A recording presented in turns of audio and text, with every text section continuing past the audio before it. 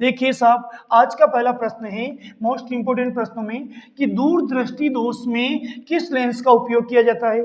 हमें ध्यान है दृष्टि दोष तीन प्रकार के होते हैं, निकट दृष्टि दोष, दूर दृष्टि दोष और जरा दृष्टि दोष। तो देखिए दूर शब्द में कितने अक्षर है? दो। और लेंस दो प्रकार के होते हैं जो उपयोग में आते हैं, एक तो उत्तल लेंस और एक अवतल लेंस। तो जितने अक्षर दूर में हैं उससे एक अक्षर बढ़ा दीजिए और लेंस का नाम याद कर लीजिए। तो दूर में दो अक्षर, उत्तल में कितने? तीन। तो ये याद रखना, इंसान का मन है कि दिल मांगे मोर, तो यहाँ दो लिख रखिए तो दिल एक और मांग रहा है, तो कितने हो गए? तीन। तो दूरदृष्टि दोष में कौन से लेंस का उपयोग किया जाएगा? उत्तल लेंस का। फिर से सुन लीजिए, ये दूरदृष्टि दोष में जो ओरिजिनल शब्द है दूर, उसमें दो अक्षर है, तो लेंस में जो आंसर आएगा उसमें तीन अक्षर होने चाहिए, उत्तल, उत्तल में तीन अक्षर। तो दूरदृष्टि दोष में कौन से लेंस का उपयोग किया जाता है? उत्तल लेंस का।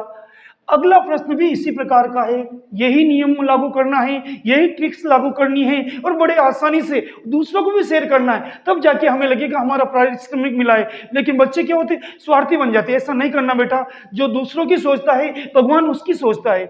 दूसरा प्रश्न है निकट दृष्टि दोष में किस लेंस का उपयोग किया जाता है। देखिए साहब, निकट में कितने अक्षर? तीन, और इससे एक अक्षर बढ़ा के लेंस का नाम सोचो, अवतल। देखो तीन से एक ज्यादा कितने हो गए? चार। तो अवतल हो गया, इसमें दूर का उत्तल हुआ क्योंकि दूर में दो शब्द, इसमें तीन आंसर में हो गए। निकट में तीन शब्द, आंसर में चार शब्द वाला लेंस अवतल लेंस। फिर से सुन लीजिए, निकट में तीन अक्षर, आंसर में चार अक्षर, अवतल लेंस। अगला प्रश्न, अधात्विक ऑक्साइडों की प्रकृति कैसी होती है। तो इसका आंसर भी याद नहीं करना। दो प्रकार की प्रकृति होती है, या तो अम्लीय या क्षारीय, लेकिन इसके प्रश्न में ही इसका आंसर छुपा हुआ है। पहला अक्षर है ए, तो ए वाली प्रकृति कौन सी हो गई? अम्लीय। तो अगर प्रश्न में अधात्विक लिख रखा है, इस ऐसे आपको आंसर याद हो जाना चाहिए। ऐसे क्या हो गया? अम्ल, और अम्ल से प्रकृति बनी अम्लीय।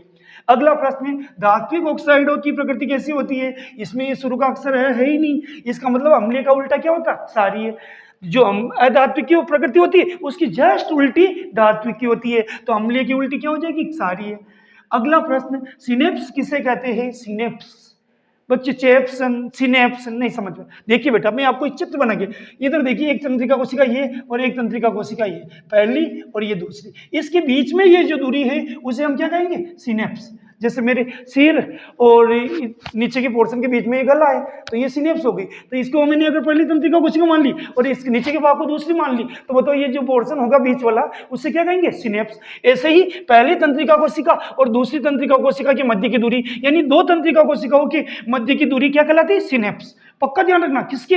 दो लड़कियों के बीच में नहीं, दो लड़कों के बीच की दूरी नहीं, दो तंत्रिका कोशिका के बीच की दूरी को सिनेप्स कहा जाता है।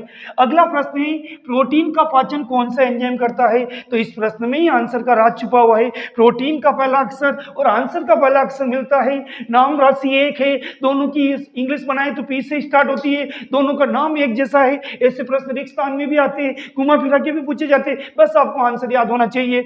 तो प्रोटीन का पाचन कौन सा एंजाइम करता है? Pepsin enzyme. और गर्मियां आ रही है तो बच्चे राहुल पेप्सी, किसी प्रकार की पेप्सी, 1 रुपये 2 रुपये 5 वाली खाएंगे। फिलहाल यहाँ P4 प्रोटीन, P4 पेप्सिन, तो ये इसका अक्षर भी पै से शुरू, इसका भी पै से शुरू। मेरे प्यार की उम्र हो इतनी सनम, पै से शुरू पै पे खत्म। तो प्रोटीन का आंसर क्या हो गया? पेप्सिन। अगला प्रश्न सातवां, यूएनईपी का पूरा नाम लिखिए।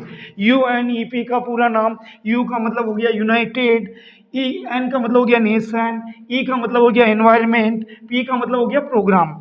United Nation Environment programme.